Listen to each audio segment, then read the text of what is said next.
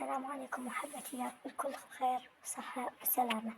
أقدم لكم اليوم كيكة الكوكيز. مكونات بسيطة جدا: كوب سكر، ملعقة دبس تمر، كوب زبدة بدرجة حرارة الغرفة، نخلط. حبتين بيض،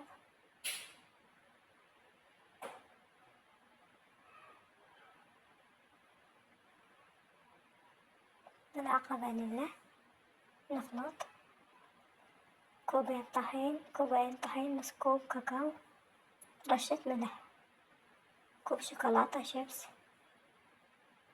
نخلط المكونات.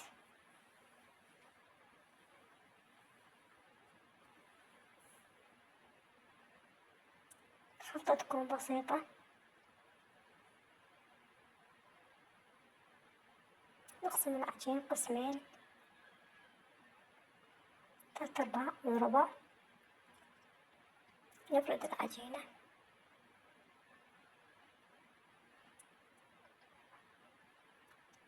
نخلي حواف في القالب. كوب مبروش شوكولاتة البيضة، الطبقة الثانية رشة شوكولاتة شيبس.